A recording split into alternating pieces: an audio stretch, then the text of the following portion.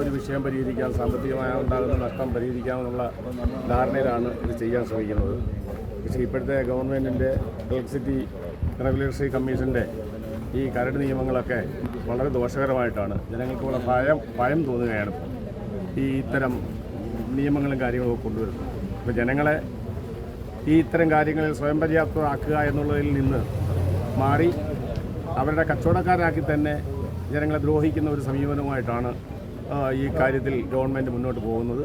അതുകൊണ്ട് കേരളത്തിലെ ജനങ്ങൾക്ക് കിട്ടാവുന്ന വലിയ ആനുകൂല്യങ്ങൾ നമ്മൾ മനസ്സിലാക്കുന്നത്, നമ്മുടെ സംസ്ഥാനം കഴിച്ച് ബാക്കിയുള്ള സംസ്ഥാനങ്ങളിലെല്ലാം സംസ്ഥാന ഗവൺമെൻറ്റുകൾ സഹിതം ഈ സോളാറിൻ്റെ പ്രോജക്റ്റുകളെ വളരെ നല്ല രീതിയിൽ പ്രോത്സാഹിപ്പിക്കുമ്പോൾ കേരള സംസ്ഥാനം അതിനെ മുക്കിക്കൊല്ലുന്ന, ജനങ്ങൾക്ക് കിട്ടാവുന്ന ആനുകൂല്യങ്ങൾ ഇല്ലാതാക്കുന്ന ഒരു സമീപനമാണ് സ്വീകരിക്കുന്നത്.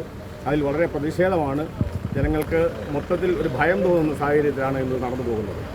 അതുകൊണ്ട് ഈ ഇത്തരം ജനദ്രോഹ നയങ്ങളിൽ നിന്ന് ഗവൺമെൻറ് പിന്മാറി ജനങ്ങൾക്ക് കിട്ടാവുന്ന ആനുകൂല്യങ്ങൾ, സാഹചര്യങ്ങൾ അവർക്ക് പരമാവധി മുതലാക്കുവാൻ, അനുകൂലമാകുവാൻ വേണ്ട നിലപാടുകൾ സ്വീകരിക്കണമെന്നാണ് ഇവിടെ കൂടിയിട്ടുള്ളത്. ഞങ്ങൾ വന്നവർക്ക് പലർക്കും ഇതിനകത്ത് കയറി ഈ അഭിപ്രായം പറയാനുള്ള അവസരം പോലും നിഷേധിക്കപ്പെട്ടിരിക്കുന്നു.